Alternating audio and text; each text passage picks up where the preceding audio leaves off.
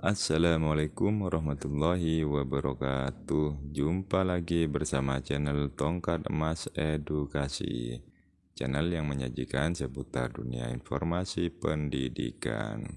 Apa kabar Bapak Ibu? Semoga semuanya dalam keadaan sehat walafiat, serta dimurahkan rezeki dan urusannya.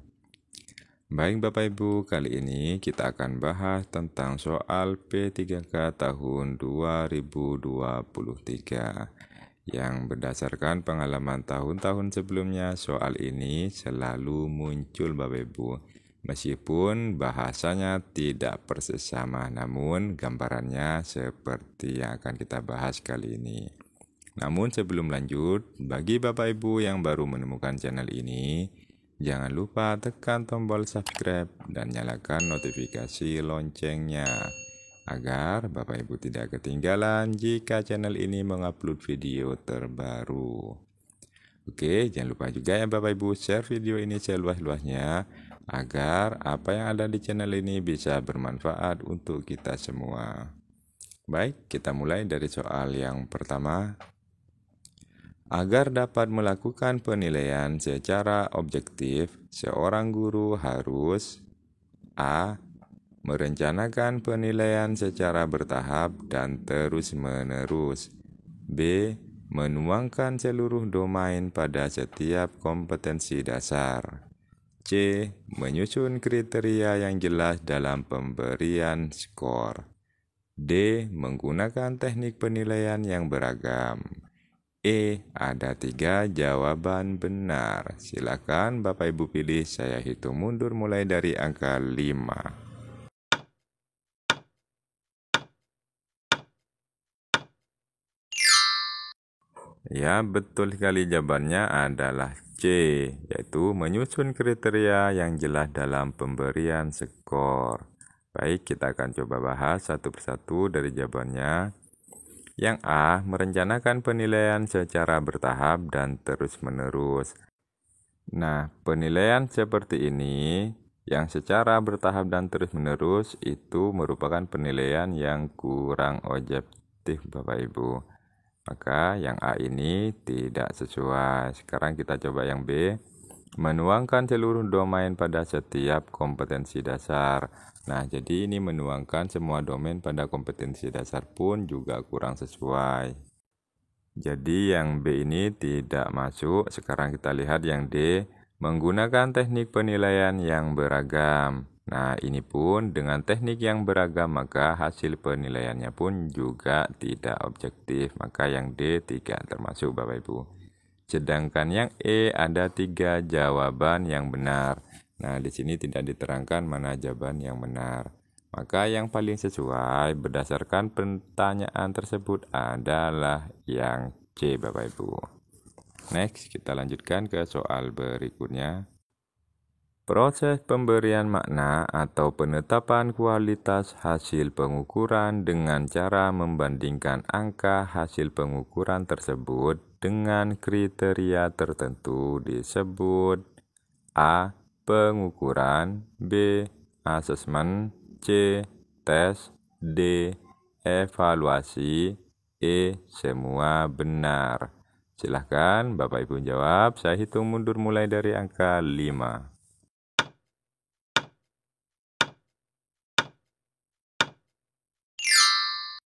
Ya, betul. Jawabannya adalah D. Jadi, pada soal nomor 2 ini merupakan pengertian dari evaluasi, Bapak Ibu. Jadi, untuk yang soal ini tidak perlu saya bahas karena Bapak Ibu sudah paham semua. Ini adalah pengertian dari evaluasi. Oke, kita lanjutkan ke soal berikutnya. Penilaian hasil belajar sebaiknya dilakukan dalam suasana yang menyenangkan. Hal ini dimaksudkan agar A. Tes dikerjakan dengan santai, tidak serius. B. Kemampuan siswa dapat meningkat. C. Siswa dapat menunjukkan apa yang dipahaminya. D. Siswa tidak merasa rendah diri. Semua jawaban salah. Silakan Bapak Ibu jawab. Saya hitung mundur mulai dari angka 5.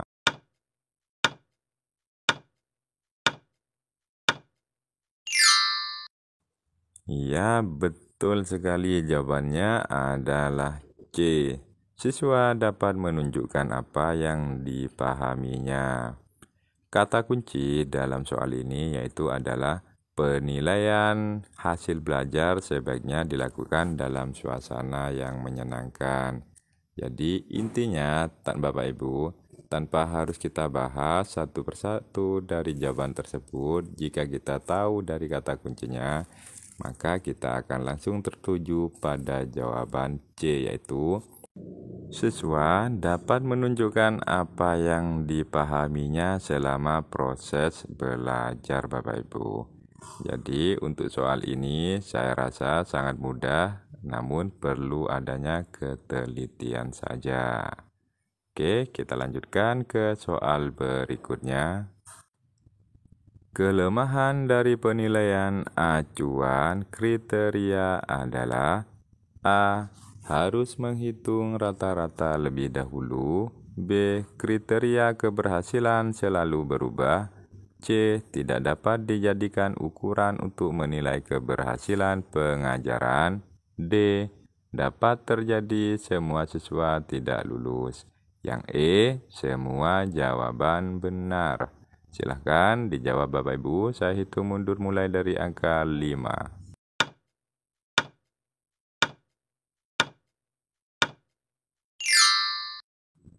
Ya, betul sekali Bapak Ibu. Jawabannya adalah D. Dapat terjadi semua siswa tidak lulus. Mari kita coba bahas satu persatu dari jawaban mulai dari A. Yang A harus menghitung rata-rata lebih dahulu. Nah, ini bukan kelemahan ya Bapak Ibu. Karena dalam penilaian bisa jadi kita harus menghitung rata-rata. Jadi ini bukan sebuah kelemahan. Kemudian yang B, kriteria keberhasilan selalu berubah. Nah, ini pun juga tidak sesuai dengan soal yaitu kelemahan. Selanjutnya yang C, tidak dapat dijadikan ukuran keberhasilan pengajaran. Ini pun juga bukan sebuah kelemahan dari sebuah penilaian acuan Bapak Ibu. Jadi yang paling sesuai yaitu terjadinya semua siswa tidak lulus karena adanya acuan kriteria penilaian. Oke, kita lanjutkan ke soal berikutnya. Aspek konstruksi yang perlu diperhatikan dalam menyusun butir soal uraian antara lain A. Pertanyaan dan jawaban yang diharapkan sesuai indikator. B. Rumusan kalimat harus dalam bentuk kalimat tanya. C. Pertanyaan menurut jawaban terurai dan ada pedoman penyekorannya. D. Rumusan kalimat tidak menimbulkan penafsiran ganda. E. Ada 2 jawaban benar. Silakan Bapak Ibu jawab. Saya hitung mundur mulai dari angka 5.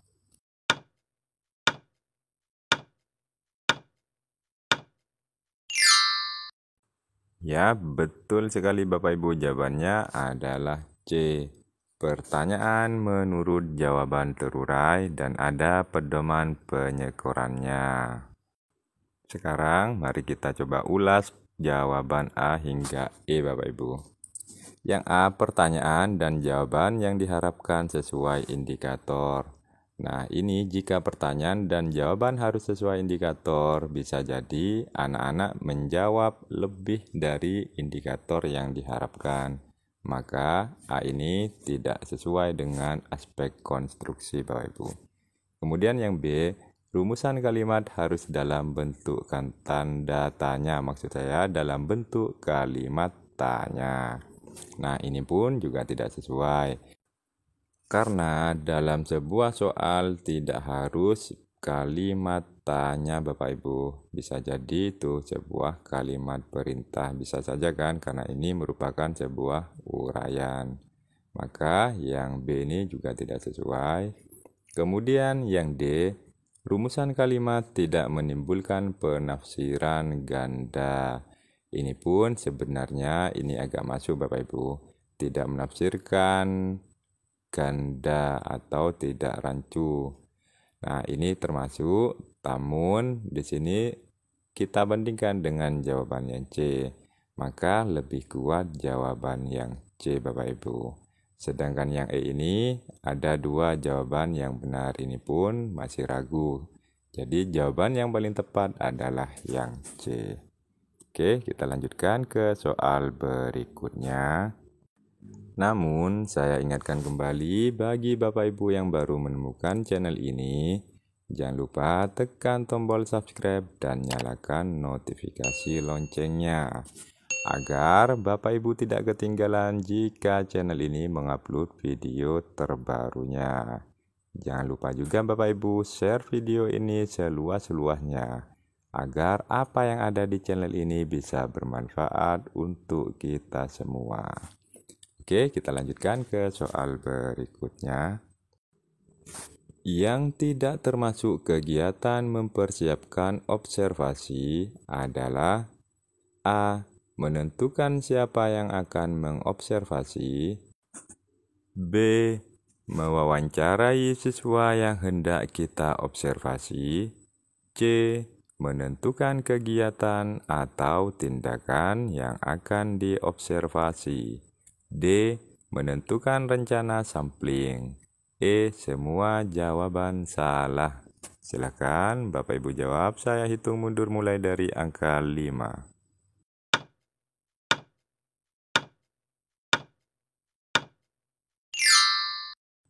Ya, betul sekali Bapak Ibu, jawabannya adalah B. Mewawancarai siswa yang hendak kita observasi. Nah, kata kuncinya di sini dari pertanyaannya Bapak Ibu, yang tidak termasuk, berarti di sini yang tidak termasuk dalam mempersiapkan observasi, sudah jelas ya Bapak Ibu, yaitu yang B Bapak Ibu. Mari kita coba bahas satu persatu jawabannya. Yang A, menentukan siapa yang akan diobservasi. Nah, ini termasuk dalam kegiatan persiapan observasi Bapak Ibu. Kemudian yang C, menentukan kegiatan atau tindakan yang akan diobservasi. Ini pun juga termasuk dalam persiapan observasi. Sedangkan yang D, menentukan rencana sampling. Ini pun juga termasuk dalam persiapan observasi. Sedangkan yang E, semua jawaban salah. Ini pun saya kira juga tidak sesuai ya Bapak Ibu. Karena coba lihat yang B, mewawancarai siswa yang hendak kita observasi. Artinya kita mewawancarai. Berarti kalau kita mewawancarai berarti sudah pelaksanaan. Sedangkan pada pertanyaan di sini adalah persiapan Bapak Ibu. Maka yang B ini bukan persiapan. Maka jawabannya adalah B Bapak Ibu. Oke, kita lanjutkan ke soal berikutnya. Adat yang sudah mengakar dan menjadi tradisi merupakan salah satu contoh hambatan yang timbul dalam inovasi pendidikan di bidang A. Cultural block, B. Mental block barriers, C. Social block, D. System block, E. Cultural social. Silahkan bisa dijawab Bapak Ibu, saya hitung mundur mulai dari angka 5.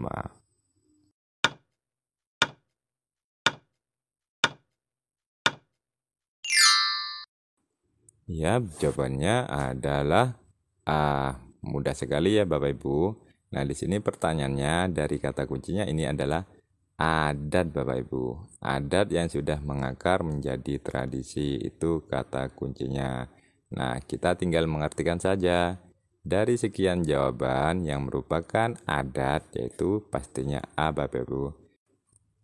Cultural block, yaitu adat yang mengakar. Nah, ini ucapan dari bahasa Inggris ya Bapak Ibu, culture yaitu adat.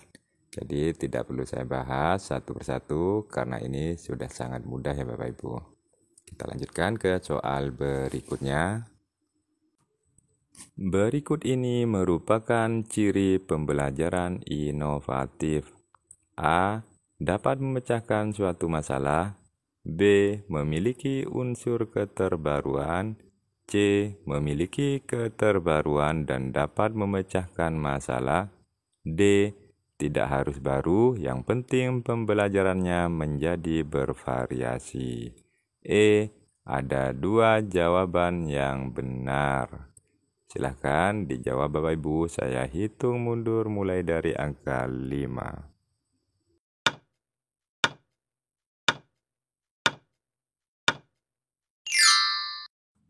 Jawaban yang betul adalah B.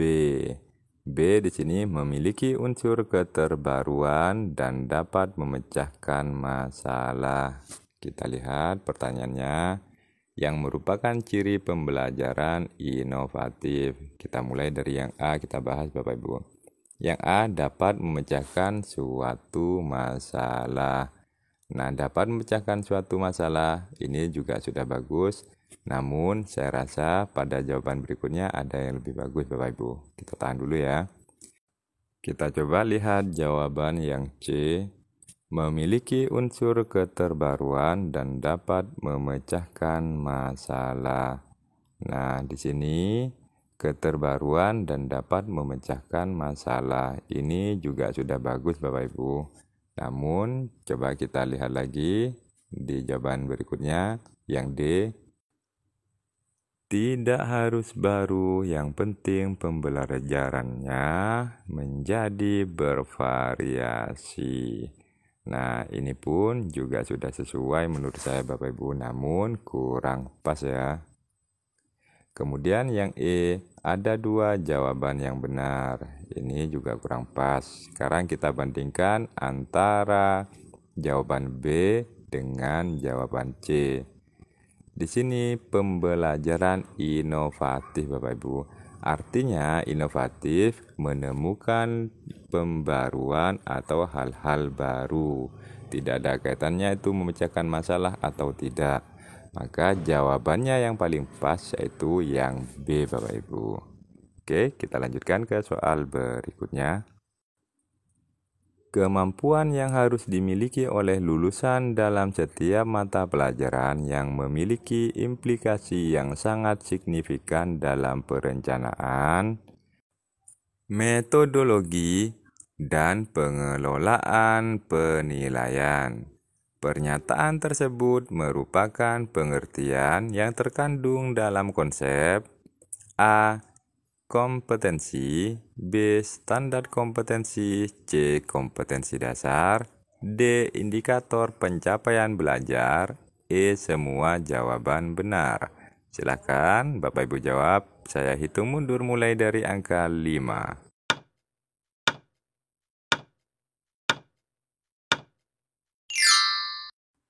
Yap, jawabannya adalah B Bapak Ibu. Nah, saya rasa untuk soal yang ini sangat mudah sekali. Kita hanya perlu memahami tentang pengertian standar kompetensi.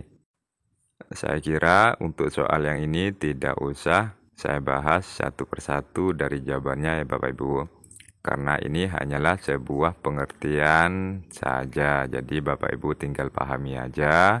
Apa pengertian dari kompetensi, standar kompetensi dasar, indikator pencapaian. Nah, itu saja. Kata kuncinya di sini adalah Bapak Ibu harus memahami dari pengertian beberapa jawaban yang ada itu Bapak Ibu. Oke Bapak Ibu, mungkin kali ini hanya ini saja yang dapat saya sampaikan. Semoga semua yang saya paparkan di sini bisa bermanfaat untuk kita semua. Nah, bagi Bapak Ibu yang akan melaksanakan tes P3K tahun ini, saya doakan semuanya lulus dengan nilai yang sangat memuaskan. Sehingga Bapak Ibu bisa diangkat menjadi ASN P3K 2023 ini. Dan bagi Bapak Ibu yang baru menemukan channel ini, jangan lupa tekan tombol subscribe dan nyalakan notifikasi loncengnya, agar Bapak Ibu tidak ketinggalan jika channel ini mengupload video terbaru. Dan jangan lupa juga Bapak Ibu share video ini seluas-luasnya, agar video yang ada di channel ini bisa bermanfaat untuk kita semua. Oke, terima kasih atas dukungannya. Assalamualaikum warahmatullahi wabarakatuh.